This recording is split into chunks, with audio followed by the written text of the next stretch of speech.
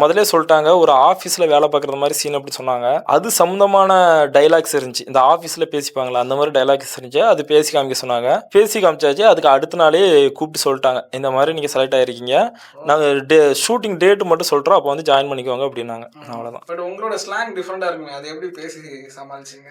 அது சொல்ல போயாச்சுன்னா, எனக்கு அந்த படத்தில் வந்து ஒரு 2 டைலாக் கிடச்சி.